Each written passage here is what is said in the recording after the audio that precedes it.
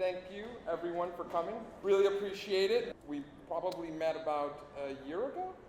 Yep. About a year ago through Toby, who works at SF MoMA. She's like, Ubi, I want you to work on a different project that I think is going to be amazing. It's this woman, Ruth Asawa. I honestly knew nothing, absolutely nothing. And I was like, oh, I think I've heard the name. And she's like, no, Ubi, you really need to like start looking at the stuff. So I was like, all right, fine. So I started seeing some of the work, and it was pretty amazing. I started looking at some of her graphic work. Of course, I went to the graphic stuff where she's obviously known for The Wire. and I was like, oh my God, like this is beautiful. You introduced me to Henry. And then Henry, I think you came over to the studio? Yeah, so the first time I met Ubi, it was down at his old space down on Pier 54. And I think we instantly bonded because we started talking about this idea of a collaboration that would bring one of Ruth Asawa's designs to Denim. And we just completely geeked out. I'm a total Ruth Asawa nerd, in addition to being her grandson. So, to find, it seemed like a kindred spirit in Ubi, who was just as enthusiastic about denim, was just really cool. So we clicked like that, and I'm just so happy with the product we were able to produce together. So it's pretty cool. And again, thank everyone. We're gonna kind of do this fire chat. It's the first time. A little nervous, I won't lie. We're gonna start with tequila. So, ching. So, what does Ruth Asawa mean to you personally? And what do you think your kids will look like? Hold on a second. Hopefully they look like me, right? I don't know. What does Ruth Asawa mean to you personally? I was very blessed to grow up around the corner from my grandparents, so I could walk through my parents' backyard, through her backyard, and into her house. I was able to spend a lot of time with her. She passed away when I was 24. But for me, growing up, she was really just my grandmother. I didn't think too much of the dozens of loop wire sculptures hanging from the ceiling. I didn't think much of the cast hands and feet that were in the alcoves in the living room. But really having spent time with her work in my role as kind of head of our estate, it's allowed me to re-examine my life, my interactions with her through a completely different lens. And I realized that she's really just a tremendous role model, both for me as her grandson, but I think also for a lot of other artists and makers here in San Francisco and also around the world. So when my kids are old, I hope that she's recognized worldwide. That's something that we've been working on for many years, obviously starting with her, and then through my mother and my aunt who ran our estate before me. And so, I'm joking that or maybe I'm not joking, but my goal is, to one day have Ruth Asawa be a household name like a Picasso or a Matisse or something like that. So we're gonna work through it, and that's the end goal. And maybe we'll fall short, but at least we're gonna try. So we worked on this retrospective that's on view at SF MoMA. If any of you haven't been able to go check it out, it's on view through September 2nd. And we worked on this project for a little over 5 years to bring it all together.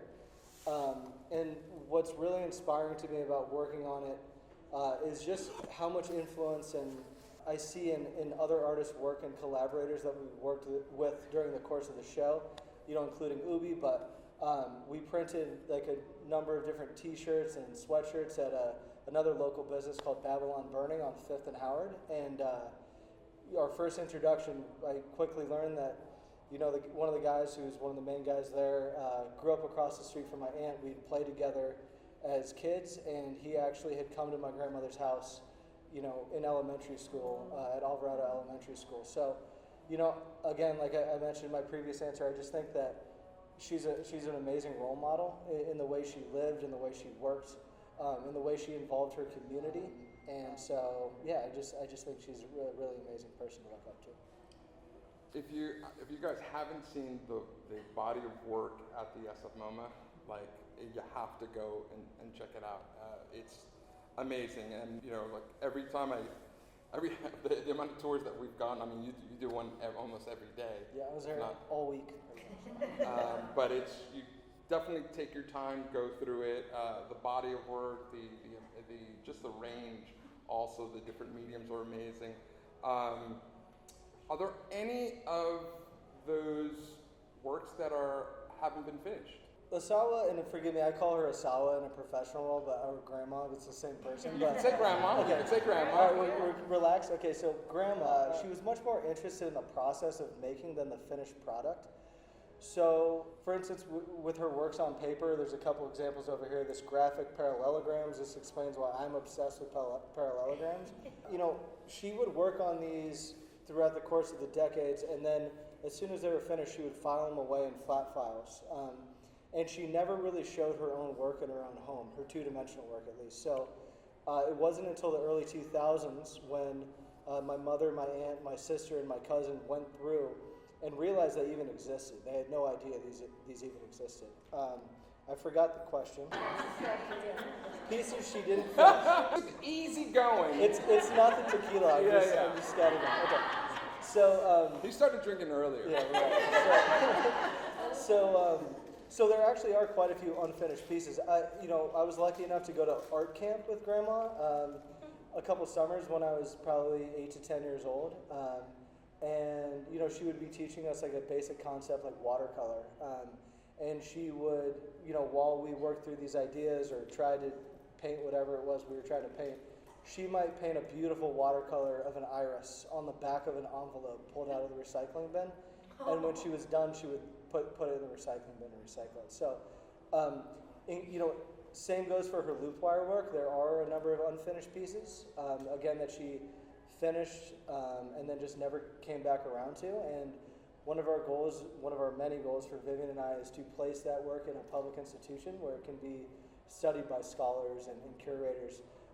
Actually give them opportunity to work with one of Asawa's loop wire studies and like feel the flexibility in it, how the gauge of the wire affects its fragility, but also its flexibility and things of that nature. So, yeah, another goal. Yes.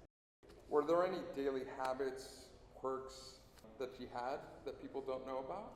Well, I think this has been relatively well documented, but she was very much an insomniac. She slept very little. She did a lot of her work, early in the morning or late at night before or after her children went to bed.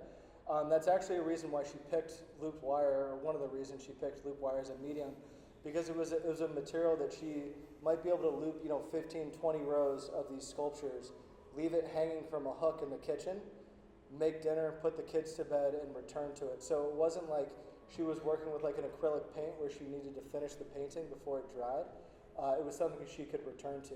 And in this documentary that's actually playing behind us, there's some footage of her actually working on these wire sculptures in her home. It was very matter of fact. She worked incredibly quickly. Those are all looped by hand.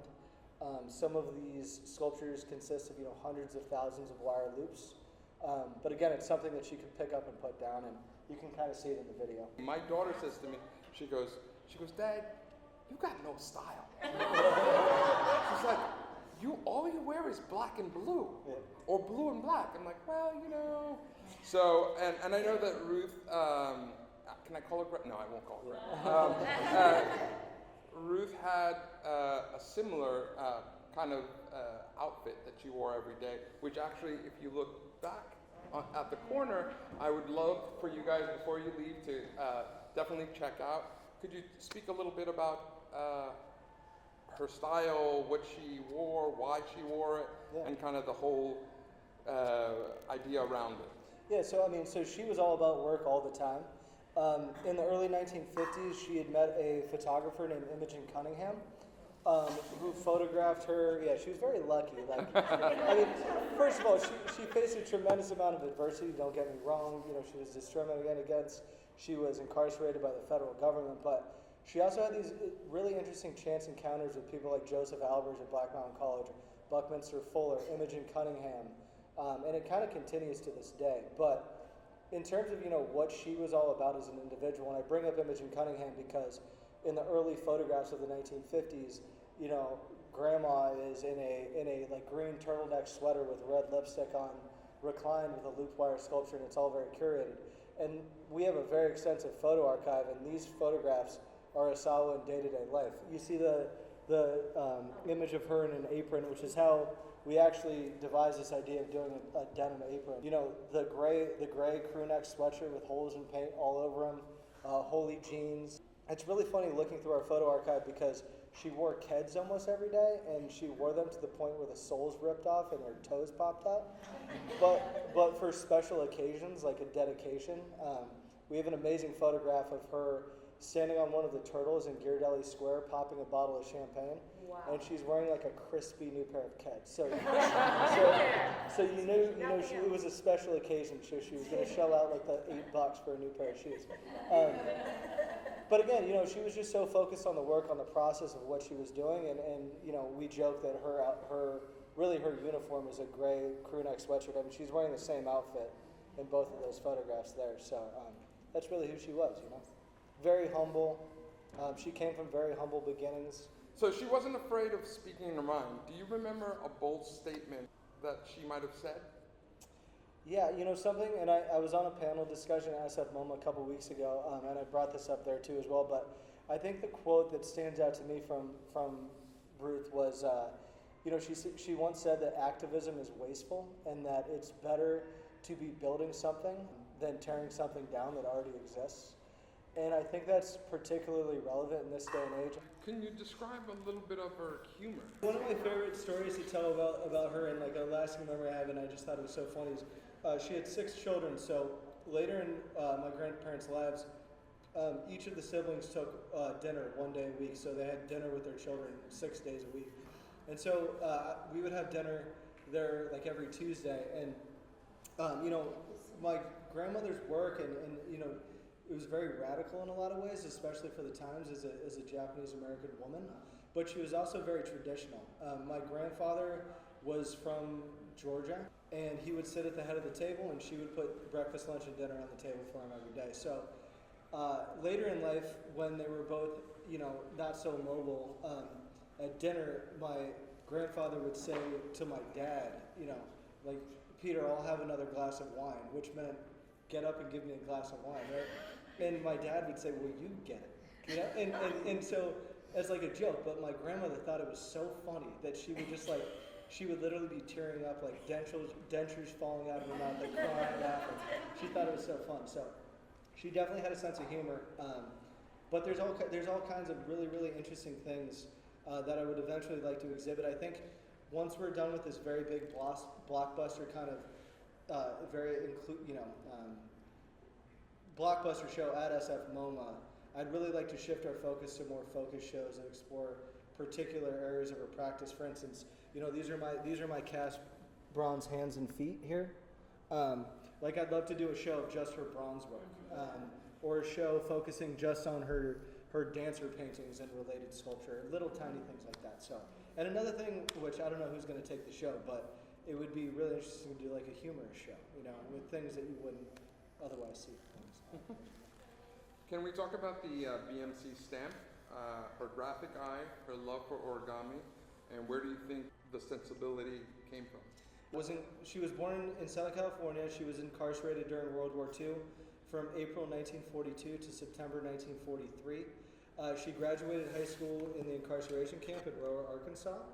And then because she was a high school graduate, she was allowed to leave the camps to attend college as long as it wasn't on either coast. 2 of her friends recommended she would go to Black Mountain College, which again is, you know, a tremendous stroke of luck, which is something her mother told her to be. That was the advice her mother gave her when she left the incarceration camp. Just be lucky. In that sense, she was. So she spent 3 years at Black Mountain College studying with Joseph Albers. You know, when you look at her paper folds, like you see over here on the right, you know, the related graphic work of the parallelograms on the left there.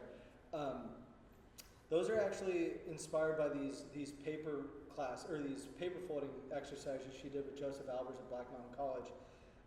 You know, the college had a very shoestring budget, so the students there were encouraged to, you know, reuse materials, find materials. The BMC stamp is actually done with the BMC or Black Mountain College stamp used to mark the laundry at the school. You know, one thing she loved about folding paper is she had experience with it from an early age, folding origami. But in Albert's class, she would be able to fold paper, create whatever it was, and then flatten out and reuse it and continue to explore what she could do with the medium. Can you tell us a little bit about, I know we've talked about it, how she grew up and how her work with repetition affected her later? Sure. I mean, you could, like I mentioned before, I mean, some of her loop wire sculptures consist of like 100,000 loops or more. She did something she called a torture exercise, which was a drawing of a cross section of a redwood tree, where she would just draw concentric circles to recreate a cross section of a tree. And there's one where she did 356 concentric circles, and she did multiple of these. So, growing up on a farm, she was a stubborn child. She said that she was very stubborn, that she had difficulty working with her 6 siblings. So her parents would send her out in the field to like string 2 acres of green beans, at age 6 or 7 years old. So she developed this work ethic, this ability to just, repeat the same concept for hours and hours on end, and you can see that across her work as well. She had 6 kids, so the kitchen must have been pretty busy. What dishes would she make that just kind of hit a chord for you? Yeah, so she one of my fondest memories growing up is they had a huge backyard. It was a 3-lot wide backyard in Noe Valley, and they had 6 kids in the neighborhood. So when I was a kid, my aunts and uncles, my mother, my parents would gather along with the grandchildren, and we would a couple times a year, and we would clean up the backyard. We'd be pruning trees, weeding plants, planting things, whatever it was. And then come lunchtime, she would serve us all Chinese noodles, which is just like an egg noodle with like chopped cilantro, onion, green onions, like sesame oil and soy sauce, all these different toppings, like a really amazing teriyaki pork. And so yeah, that's probably like the most nostalgic dish. They actually just finished cataloging over 20,000 drawings that have never really been exhibited or seen. But also included in their sketchbooks are recipes. So I think it would be really amazing. At one point, she has these amazing floral drawings, persimmons, all the fruits and vegetables. Like there's an amazing watermelon painting in the show. It's incredible, right? But it'd be really interesting to, put an Asawa's recipe in a book of like that includes a green onion, and then on the right side just have a beautiful flowering green onion painting or drawing. So. Asawa cookbook might be something we want to pursue in years to come. Yes, right. And she was an amazing cook. She cooked for the family of 8, but her home was a center of community gathering. People often showed up around 4:45 and just casually hung out till dinner time. So, her butcher block table in her kitchen was, I think it was 12 feet long, so she could seat, 16 people there if she needed to. The funny thing, actually, when we first met, such a family affair, very tight-knit family. Henry says to me, "Hey, I'd like you to come over to the house. I want to introduce you to the rest of the family." And I go, "Okay, yeah, no problem." So I come in, and literally, like, they sat me down like I was like a mob hit. They were like, "So what do you want to do? Why? Who are you?" No. Well, it definitely is. It certainly is. To this day, it's a family affair. Our company that Vivian and I work for is Ruth Asawa Inc., which Ruth founded in 1978. But we have a board of directors that are mostly family members. The corporation is jointly owned by 20 family members. And literally each and every one of them plays a role in pretty much everything we do. Like I mentioned before, this show at SF MoMA took us 5 years to plan, and it was amazing because I asked so much of each and every family member, and not only that, but the generation below me, for everything from like creating a sculpture to taking a day off work so we could pack a piece, and not once did anybody say no, which is pretty incredible. So it's definitely a family affair, and frankly, it's like the only way it really works because. Like I said, she was a stubborn person. She also raised a bunch of stubborn people. So it's fun to work with. There's a lot of big personalities, but the goal is to focus on, enhancing the legacy of the artist Ruth Asawa. So it's been really fun to work with everybody. We'd like to open it up for any questions, so please raise your hands. Clearly, she's quite the visionary. Do you think she actually did everything she dreamed to do?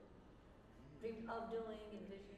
You know, I don't think that would ever be possible. I think, you know, Buckminster Fuller, her mentor, referred to himself as the most successful failure. I think she, if she were still alive and able to work, she would have taken loop wire to a place where, you know, we couldn't even fathom. I mean, she was so interested in pushing the boundaries of what a material could do that I don't think she ever would have ever been fully satisfied in her work. So, thank you for all this information. Of course. It's really inspiring. It's lovely to hear about her. Sure. I think that when you said you guys, your goal is to make her a household name, I was like, isn't she already? That's Yeah. sort of the way that I felt about Yeah. it. And then I, looked up ChatGPT when she died, and it sounds like it was 2013. Mm-hmm.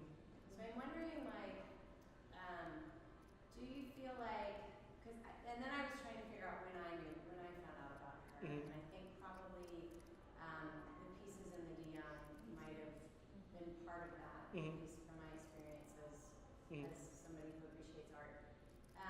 Do you feel like her legacy has grown posthumously, and then because now she's on my stamps, Yeah. which I love. Mm-hmm. And I love sending letters because I Mhm. have Giselle stamps. Yeah. So I'm wondering, like, what happens, what in your mind, what is it, yes, she's become a household name? Yeah. Well, she's. Thank you for the question. Yeah. So she's definitely more widely known here in the San Francisco Bay Area. Like you said, because of the installation of the De Young, but also her public commissions.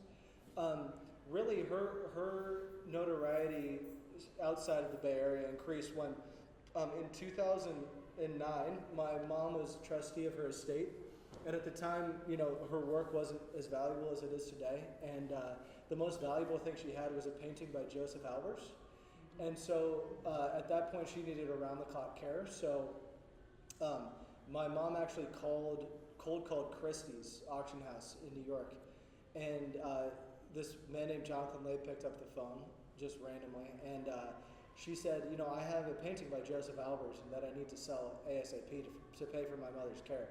And he said, well, how did you get the painting? What's the provenance? How did you get a painting by Joseph Albers? And my mom said, well, it's actually signed to her by Joseph Albers. And from what I understand, actually, from a recent event, he signed very few, like less than 10 paintings to anybody. And so he said, well, who the hell is your mom, right?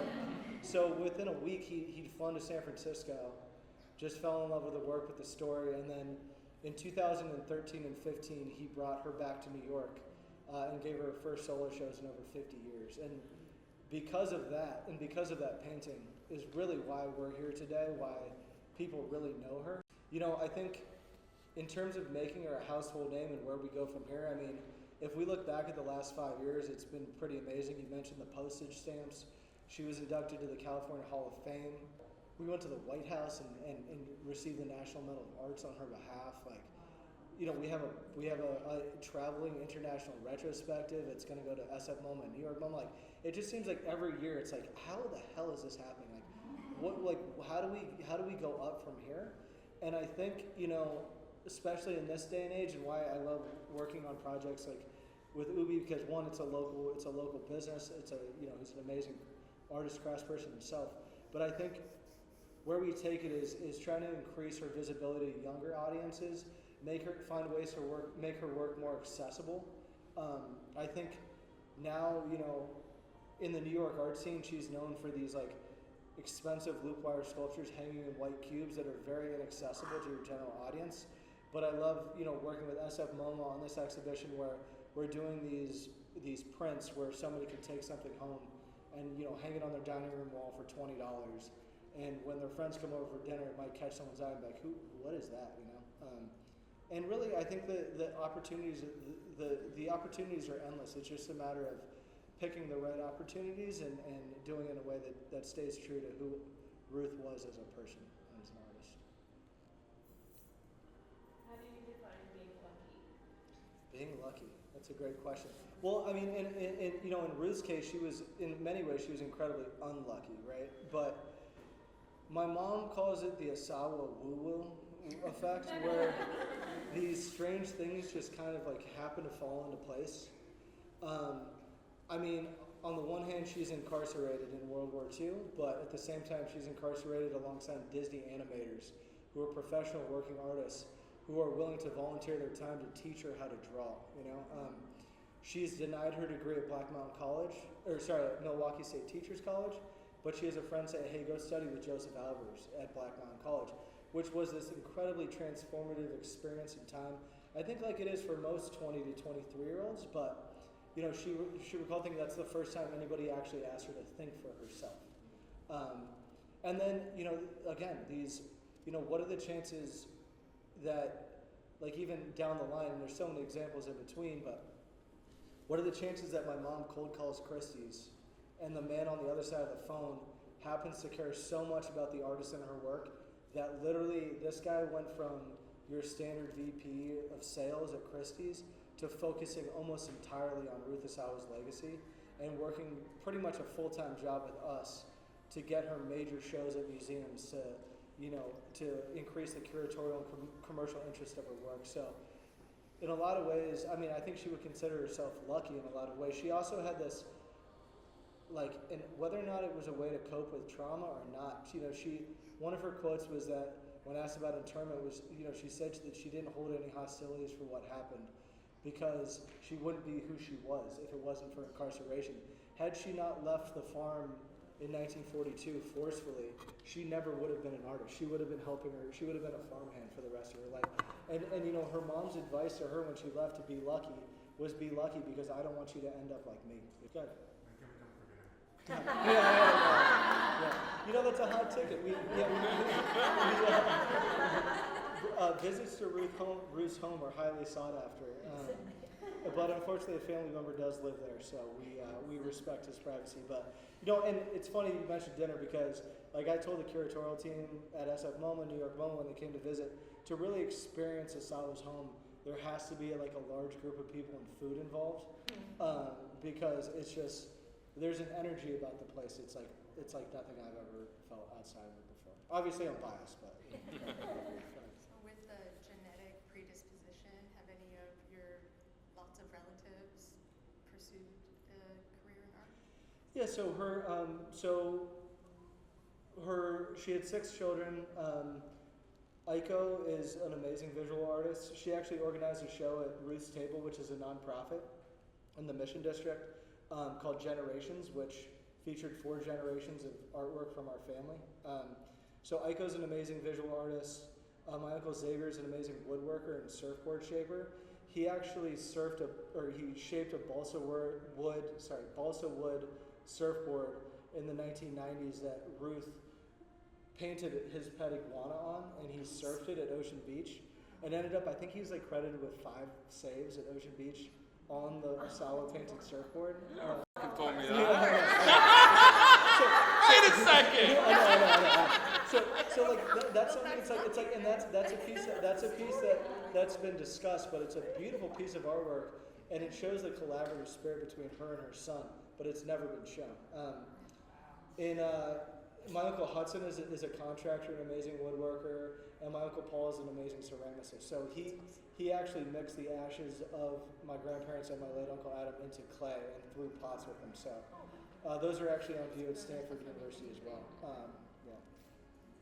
And I'm, in terms of the next generation, dancers, actor, a lot of photography, visual artists.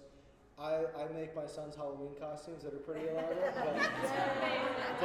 but I also can handle contracts and Excel spreadsheets. So you need one of us in the escape. Right. Yeah. Right. Good. Did she ever travel to Japan, and have you exhibited any of her work in Japan? She did. She traveled to Japan. What year was that, Vivian? 1986? 85. She went with my grandfather in 1985 once. She spoke very little Japanese. Her mother did not speak English, so they could communicate, very little. But she had a show at Christie's Tokyo, or had a couple pieces at Christie's Tokyo in the mid-2000s, and we actually, David Warner Gallery just placed a really significant 81-inch Tidewire sculpture at the National Museum of Japan, Osaka, which is her first museum placement in Japan. So, looking forward, I'm always, these exhibitions get planned 3 to 5 years out depending on their size, so it's time to start looking at the next project, and something I'd be interested in doing is doing a solo presentation in Japan. We also just had our first solo presentation in Greater China at David Warner Hong Kong in November, and like the director of the M Museum was there and like expressed interest in doing it like a solo presentation. So I'd love to partner and this is just spitballing here, don't quote me on this, but I'd love to do like Mori Tokyo and M Museum in Hong Kong or something like that. Because again, when you talk about making Asawa a household name, there's audiences that, especially internationally, that she hasn't been introduced to yet.